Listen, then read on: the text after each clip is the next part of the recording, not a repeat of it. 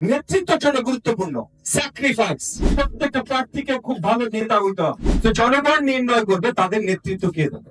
যদি পার্লামেন্টের কাজটাকে এটা আপনি পরিষ্কার ভাবে নির্ধারণ করতে পারেন, পার্লামেন্টের কাজটা যদি হয় দেশ জাতির জন্য আইন প্রণয়ন করা, তাহলে সেখানে হয়তো আজকে এই প্রবন্ধতে যে পয়েন্ট গুলো তুলেছেন শিক্ষাগত যোগ্যতা বা আরো কিছু, সেটা হয়তো কিছুটা গুরুত্বপূর্ণ হতে পারে। তবে বাস্তবিক উপায় যদি আমরা দেখি, তাহলে আসলে পার্লামেন্টে আমরা আমাদের নেতৃবৃন্দকেই দেখতে চাই যারা জনগণকে নেতৃত্ব দিতে পারে, দিয়েছে, এবং সেই কারণে জনগণ তাকে বাছাই করেছে। এটা পিওর মেরিটোক্রেসি না, এটা একটা ভোটিং মেরিটোক্রেসি। যে মানে আমি আপনি শুধু কোন বিশ্ববিদ্যালয় থেকে ডিগ্রি নিয়ে আসছে সেটার বিবেচনা করে আমরা চাকরি দিব না।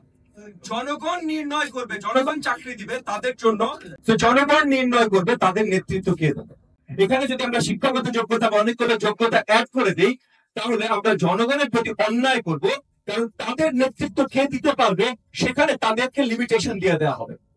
আপনি যদি গণতন্ত্রে বিশ্বাস করেন, তাহলে জনগণ গণতান্ত্রিক ভাবে যাকে পছন্দ করে জনগণ পিক করবে মেরিট, সেটা ডিগ্রি হোক, সেটা জ্ঞান হোক, সেটা স্যাক্রিফাইস হোক। দেখেন অনেক কথা হচ্ছে, এখানে একটা কথা কিন্তু অত্যন্ত গুরুত্বপূর্ণ, নেতৃত্বের জন্য গুরুত্বপূর্ণ স্যাক্রিফাইস। আজকে এখানেও যারা নেতা হিসাবে আছেন, সেটা রাজনৈতিক নেতা হোক আর তার কোনো একটা অঙ্গনের নেতা হোক, সেই জায়গাটার জন্য স্যাক্রিফাইসেস করেছেন বলে হয়তো আজকে তাকে এখানে নেতার মর্যাদা দেওয়া হয়েছে। এটা ভুলে যাবেন না ভাই, শিক্ষার্থীকে অনেক আগে স্যাক্রিফাইস দরকার। স্যাক্রিফাইস একটা মেরিট যেটা জনগণ জাজ করবে, যেটার উপর আপনাকে।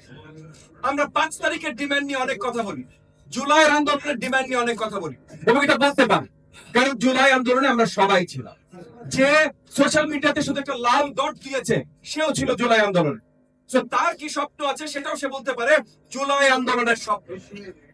তবে আমরা যদি এক জায়গায় আসি, ডাক যেটা দিয়েছিল এক দফা হাসিনার পদত্যাগ।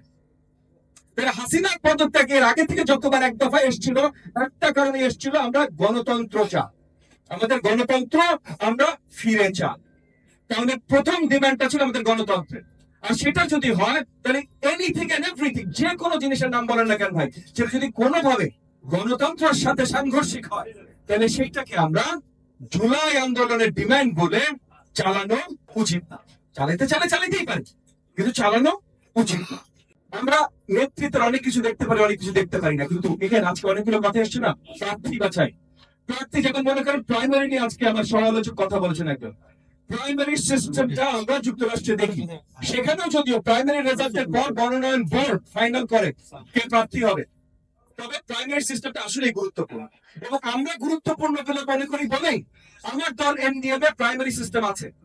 প্রাইমারি সিস্টেমের মাধ্যমে আমরা আমাদের ক্যান্ডিডেট চুজ করি, এবং সেই হিসাবে যেহেতু আমার দলের এই সিস্টেম আছে, আমি হয়তো সবাইকে আহ্বান জানাবো আপনাদের সবার দল এই সিস্টেম নিয়ে আসে।